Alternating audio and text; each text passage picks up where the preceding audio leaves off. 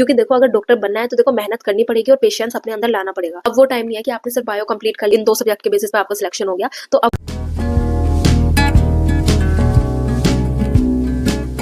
Hello everyone, welcome back to my channel, myself Tanisha Tyagi. तो देखो अभी जैसा हम सभी को पता है, फिलहाल नीट में सिर्फ बहुत कम टाइम बचा है। अभी सिर्फ हमारे पास मुश्किल से 2 महीने नीट के बचे हैं। तो इस टाइम पे हम कौन सा वो ऐसा टाइम टेबल फॉलो करें कि हम अपने तीनों सब्जेक्ट को इक्वल टाइम देके इक्वल तरीके से हम उनके क्वेश्चन सोल्व करके तीनों सब्जेक्ट को अपना साथ साथ लेके चले। तो देखो मैं अब आपको पूरा सब कुछ समझाने वाली हूँ, बट उससे पहले मैं कुछ चीजें आपको बता देना चाहती हूँ कि इस वीडियो का ओवरव्यू क्या होने वाला है। देखो सबसे पहले मैं आपको ये बताऊंगी कि किस तरह से आप अपने सब्जेक्ट को डिवाइड करोगे टाइम के बेसिस पे कि हाँ भाई इस टाइम से इस टाइम तक मेरे को बायो पढ़नी है, फिर मेरे को केमिस्ट्री करनी है, फिर मैं अपनी फिजिक्स कंप्लीट करूंगा।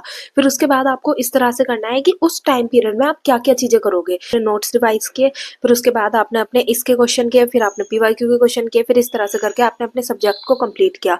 और उसके बाद भी जो आपके पास रिमेनिंग टाइम बचेगा, उस टाइम का भी मैं आपको पूरा बताने वाली हूँ कि उस टाइम में आपको क्या चीजें करनी है और किस तरह से आप अपने पूरे टाइम को इस टाइम पे यूटिलाइज कर सकते हो। क्योंकि देखो अगर अभी हमारे पास इनफ टाइम होता तो फिर हमारे पास इशू ही नहीं होता। हम अपने टाइम को कहीं ना कहीं मैनेज कर लेते कि हाँ भाई आज का टाइम अगर इनकेस वेस्ट हो गया तो हम कल को मैनेज कर लेंगे। बट अभी इतना टाइम ही नहीं बचा है। इस टाइम पे आपको अपना टाइम मैनेज करके चलना ही पड़ेगा। इस टाइम पे आपको अपने तीनों सब्जेक्ट को इक्वल प्रायोरिटी देकर चलना ही पड़ेगा। क्योंकि अगर आपने ऐसा नहीं किया, आप अगर एक ही सब्जेक्ट को प्रायोरिटी दे रहे हो या फिर आप अपना टाइम मैनेज नहीं कर पा रहे हो, तो इस टाइम पे फिर वरना बाद में बहुत दिक्कत बन जाती है। तो उस चीज को अवॉइड करने के लिए, उस प्रॉब्लम को अवॉइड करने के लिए आप अभी से जो मैं आपको टाइम टेबल बता रही हूँ आप उसे फॉलो करना। तो अब हम अपनी वीडियो को स्टार्ट करते हैं। तो देखो सबसे पहली चीज तो यही होने वाली है कि इस टाइम पे आपको सुबह सुबह 4 बजे उठना है। आपकी नींद नहीं खुलती, आपको पूरी नींद लेनी है, तो देखो ये सब आदतें तो अभी आपको छोड़नी पड़ेंगी। क्योंकि जब तक आप अपनी कंफर्ट जोन से बाहर नहीं आओगे तब तक चीजें नहीं हो पाएंगी।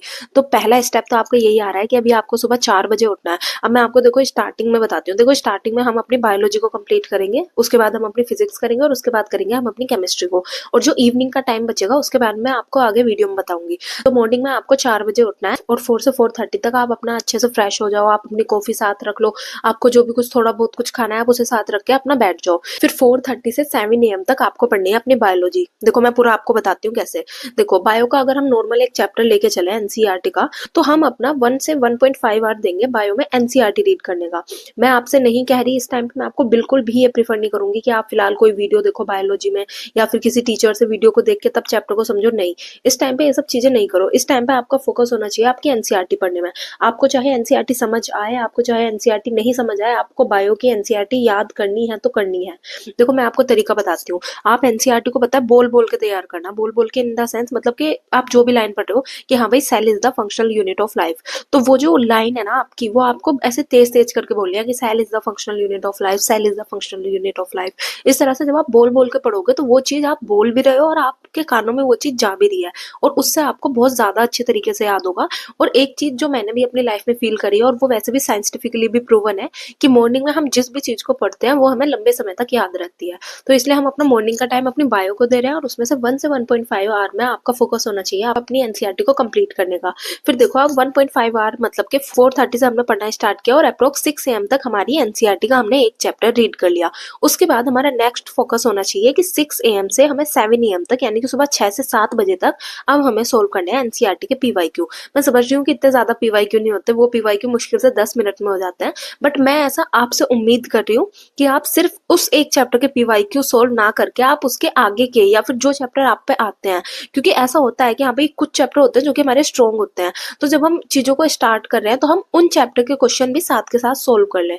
क्योंकि इस तरह से क्या होगा कि हमारा मल्टीपल टाइम डिवीजन होगा। मान लो अभी आपने cell the unit of life chapter पढ़ा, आपने उसके क्वेश्चन सोल्व करे और उसके साथ साथ आपने सेल साइकिल के भी क्वेश्चन सोल्व करने की कोशिश करी कि देखते हैं हम कितने सोल्व कर पाते हैं उसके क्वेश्चन। उससे करने से क्या होगा कि जिस टाइम पे आप सेल साइकिल पढ़ोगे आप उस टाइम पे सेल साइकिल के क्वेश्चंस फिर से सोल्व करोगे। तो इससे आपका मल्टीपल टाइम रिवीजन हो जाएगा आपके पीवाईक्यू के क्वेश्चंस का। तो फिर 7 AM तक हमारी बायोलॉजी हमने कंप्लीट कर ली। अब आप एक चीज को जरा फील करो कि आप सुबह सुबह उठे, आपने अपनी बायो पढ़ी, आपने अपने पीवाईक्यू भी सोल्व कर लिया, आपने 1-2 एक्स्ट्रा चैप्टर्स के भी क्वेश्चन सोल्व कर लिए और अभी सिर्फ 7 बजे है और आपका एक सब्जेक्ट आपने अलग रख दिया है।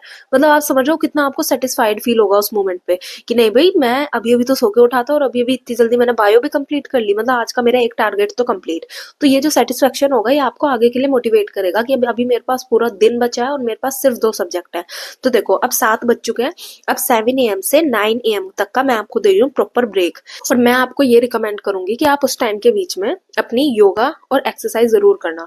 क्योंकि देखो नीट की प्रिपरेशन के दौरान काफी ऐसे लोग होते हैं जो कि डिप्रेशन में चले जाते हैं, स्ट्रेस लेने लगते हैं, एंजाइटी लेने लगते हैं, घबराने लगते हैं पहले से ही कि अभी पेपर आया नहीं है, बट उनका घबराना 2-3 महीने पहले से स्टार्ट हो चुका है। तो उन चीजों को अवॉइड करने के लिए आप अभी से अपनी योगा करना और एक्सरसाइज करना। तो ये जो 2 घंटे का हमें पूरा ब्रेक मिला है उसमें आप अपना ब्रेकफास्ट कर लेना, आपको जो करना है वो करना, पर योगा और एक्सरसाइज जरूर करना।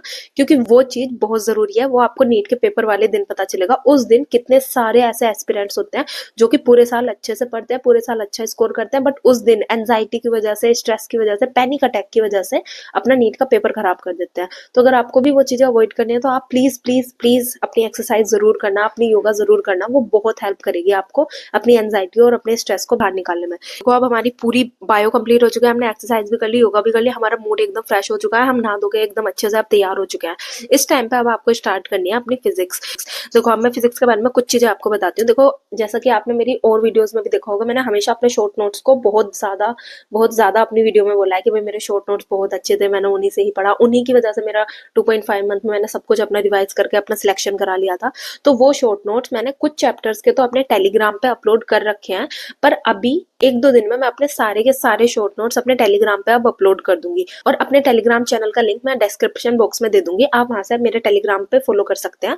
तो देखो अब मैं बताती हूँ आपको फिजिक्स को पूरा। देखो फिजिक्स की स्टार्टिंग अब हमने 9 AM से करी है। अब हमारा पहला फोकस जो होगा वो ये होगा कि 9 बजे से लेके अप्रोक्स 10:30 तक आपको अपने फिजिक्स का एक चैप्टर का प्रॉपर रिवीजन कर लेना है।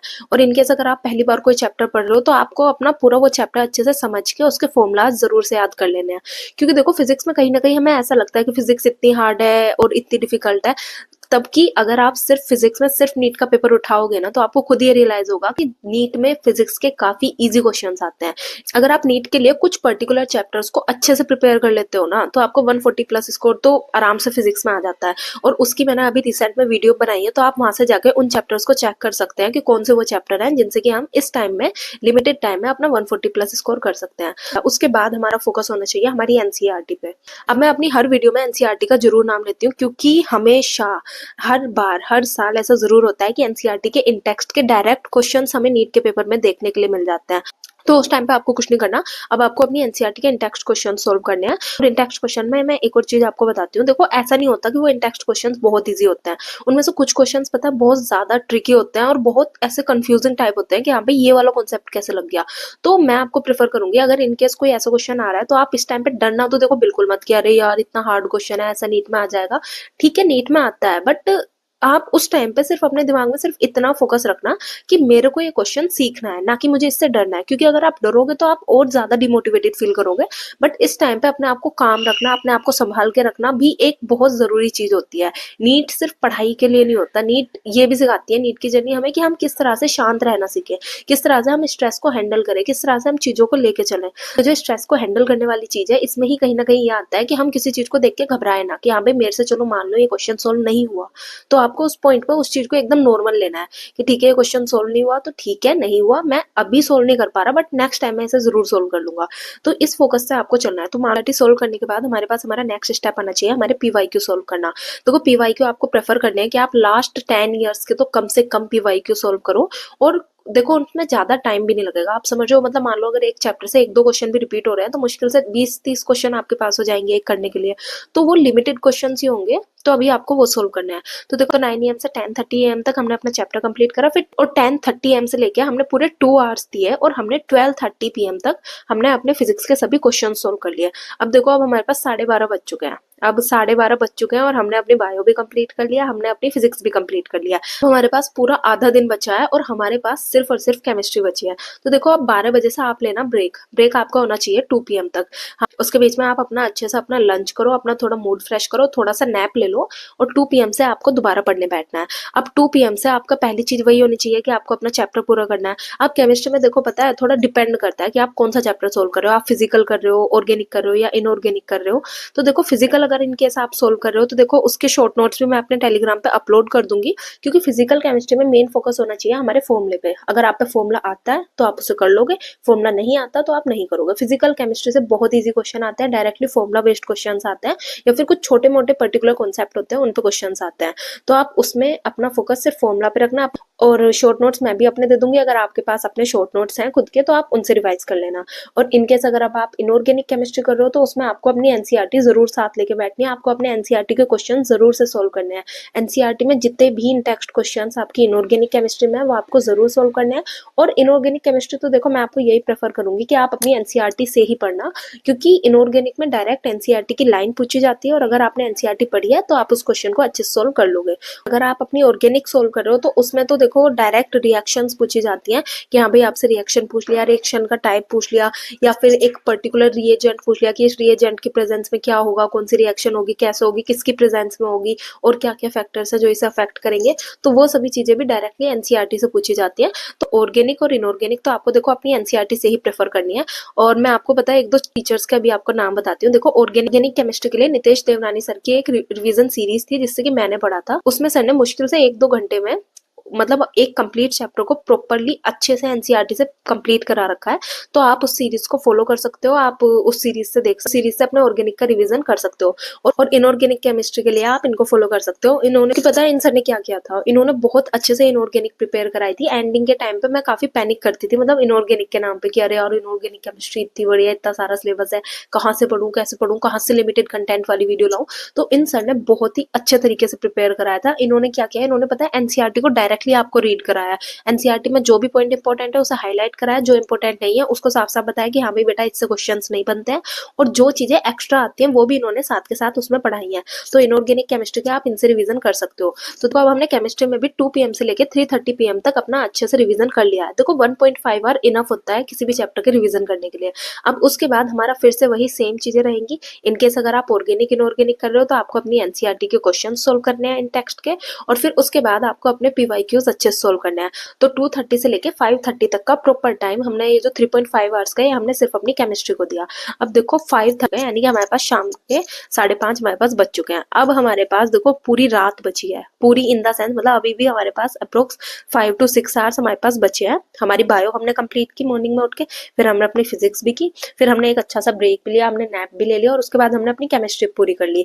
अब हम थोड़ा सा और ब्रेक लेंगे। देखो ब्रेक लेना जरूरी होता है, मुझे ऐसा लगता है, क्योंकि इस टाइम पे ज्यादा ऐसे हेक्टिक स्केड्यूल बनाने से बहुत ज्यादा एंजाइटी वगैरह होने लगती है। तो मतलब मेरा ये तरीका था कि ब्रेक जरूरी होता है, ब्रेक आपको लेना चाहिए, मतलब थोड़ा थोड़ा कि हाँ भाई आपने अपनी चीजों को फुल कंसंट्रेशन से अच्छे से पढ़ा और फिर उसके बाद में आपने थोड़ा सा ब्रेक ले लिया। तो देखो 5:30 से अब 6:30 तक का हमारा प्रॉपर 1 आवर का एक ब्रेक होने वाला है, जिसमें कि आप फिर से अपना मूड फ्रेश करो, आप थोड़ी सी वॉक कर लो, अपने पेरेंट्स से बात करो, अपने दादी दादा से बात करो, अपना अच्छे से अपना मूड फ्रेश करो। फिर 6:30 से अब आपको करना है अपना रिविजन। आपने जो भी बायो में पढ़ा था, आपने जो भी फिजिक्स में पढ़ा था, आपने जो भी केमिस्ट्री में किया था, उन सभी में आपको किन किन चीजों में डाउट है, कौन सा ऐसा क्वेश्चन था जो कि आपको नहीं समझ आया और जो उस टाइम पे आप नहीं कर पाया, आपको सबसे पहले उन चीजों को कंप्लीट करना है। फिर उन चीजों के करने के बाद अब जो चैप्टर्स आपको लगते हैं कि वो को आते हैं, को उन चैप्टर्स को उठाना है, उनका क्विक रिवीजन करके उनके क्वेश्चन सोल्व करने हैं। इस टाइम पे अगर हम इस तरह से लेके चलें कि डेली डेली हम एक एक चैप्टर तीनों का कर रहे हैं तो कहीं ना कहीं हमारा सिलेबस टाइम पे कंप्लीट नहीं हो पाएगा। तो हमें इस टाइम पे फोकस रखना है कि हम अपना ज्यादा से ज्यादा आउटपुट निकाल सके एक दिन में, कि हाँ हमारे पास लिमिटेड टाइम है, उस लिमिटेड टाइम में हमने अपना मैक्सिमम आउटपुट अपने पास निकाल के रख लिया। तो उस टाइम पे इवनिंग के टाइम पे आपने सबसे पहले अपना रिवीजन किया, उसके बाद आपको जो भी आपके चैप्टर प्रिपेयर है, आपको पता है कोशिश ये करनी है कि आप एक और बायो का चैप्टर, एक और केमिस्ट्री का चैप्टर और एक और फिजिक्स का चैप्टर, जो भी आप पे आते हैं, जो भी आपको लगते हैं कि हाँ भाई ये इजी चैप्टर्स हैं, आप उन चैप्टर को उठाना और उन चैप्टर के पीवाईक्यू सोल्व कर लेना। तो इस तरह से करके आपको अप्रोक्स 10 PM तक या फिर 11 PM तक अपने सिलेबस को कंप्लीट कर देना है, या फिर अपने टारगेट को कंप्लीट कर देना, जो कि आपका एक दिन का होने वाला है। अब नेक्स्ट डे आपको ऐसा करना है कि जब आप 4 बजे उठोगे, देखो अभी आपका पहला दिन था, अब वो आपका दूसरा दिन होने वाला है, तो उस दिन आपको कोशिश करनी है कि आप जब मॉर्निंग में उठो तो आप अपने 10-15 मिनट देके मॉर्निंग के आपने जो भी लास्ट डे में पढ़ा था, आपने जो भी उससे पिछले दिन पढ़ा था, आप उसको एक बार ऊपर-ऊपर से देख लो कि हाँ भाई ये चैप्टर मैंने पढ़ा था, ठीक है, और ये वाले मैंने क्वेश्चन सोल्व करे थे, ठीक है। इस तरह से करने से वो चीज़ आपकी मेमोरी में बहुत ही अच्छे से फीड हो जाएगी। फिर जो हमने आपको दोबारा से शेड्यूल बताया था, आपको पूरे दिन उसी को फिर से फॉलो करना है। तो देखो अभी आपको पूरा टाइम टेबल हो चुका है कि हाँ भाई आपको इस तरह से अपने चैप्टर्स का रिवीजन करना है। और अब मैं एक चीज़ और आपको बताती हूँ, चैप्टर का रिवीजन करना, ये जो मैंने आपको इवनिंग का टाइम दिया है कि हाँ भाई इवनिंग में आपके पास 4 से 5 आवर्स या फिर 5 से 6 आवर्स जो भी आपके पास बच रहे हैं, उसमें आप अपना रिवीजन करना उन चैप्टर्स का जो कि आप पे आते हैं या फिर जो आपको ईजी लगते हैं। वो टाइम टोटली आप पे डिपेंड करता है। इनकेस मान लो अगर आपको लगता है कि हाँ भाई आपके कुछ चैप्टर्स हैं जो कि बहुत ही ईजी है, तो जितना मैं समझती हूँ जो कि ईजी चैप्टर्स होते हैं उन्हें हम हाफ एन आवर में आराम से कंप्लीट कर लेते हैं। तो वो अब आप पे डिपेंड करता है कि आप उस टाइम पे अपने कितने ज़्यादा चैप्टर्स का रिवीजन कर पाते हो, आप कितने ज़्यादा क्वेश्चन सोल्व कर पाते हो। तो वो चीज़ टोटली आप पे डिपेंड करती है। तो अब इस तरह से आप अपने टाइम टेबल को लेकर चलिएगा, क्यों अगर आप इस टाइम पे भी ऐसा चल रहे हो कि हाँ भाई आपने सिर्फ अपने 2 सब्जेक्ट को प्रायोरिटी दी, आपने अपने तीनों सब्जेक्ट को साथ में नहीं किया, तो फिर बाद में जाके बहुत ज़्यादा पैनिक होने लगता है कि हाँ भाई मैंने अपनी बायो नहीं पढ़ी या फिर मैंने अपनी केमिस्ट्री प्रिपेयर नहीं करी, मैं अपनी फिजिक्स भूल गया करना क्योंकि मेरी केमिस्ट्री इतनी सारी बच रही थी। तो इस तरह से आप बिल्कुल भी लेके मत चलना है इस टाइम पे, अपने तीनों सब्जेक्ट को प्रायोरिटी दो, क्योंकि नीट में तीनों सब्जेक्ट आने वाले हैं, तीनों सब्जेक्ट के मार्क्स कैलकुलेट होंगे और तीनों सब्जेक्ट में अच्छा स्कोर करने पर ही आपका सिलेक्शन होगा। अब वो टाइम नहीं है कि आपने सिर्फ बायो कंप्लीट कर लिया, आपने सिर्फ केमिस्ट्री कंप्लीट कर लिया और इन 2 सब्जेक्ट के बेसिस पे आपका सिलेक्शन हो गया। तो अब वो टाइम नहीं बचा, अब आपको अपने तीनों सब्जेक्ट को प्रायोरिटी देनी ही पड़ेगी, आपको तीनों के क्वेश्चन सोल्व करने ही पड़ेंगे। क्योंकि देखो अगर डॉक्टर बनना है तो देखो मेहनत करनी पड़ेगी और पेशेंस अपने अंदर लाना पड़ेगा। पेशेंस आपके पास होगा जो कि आपको आगे की जर्नी में भी आपकी बहुत मदद करेगा जब आप एमबीबीएस में आ जाओगे। तो अपनी अच्छे से मेहनत करते रहिए। अपनी आज की वीडियो यही कंप्लीट करती हूँ। Thank you everyone. आपको मुझसे जो भी डाउट पूछना हो आप उससे कमेंट सेक्शन में पूछ सकते हैं।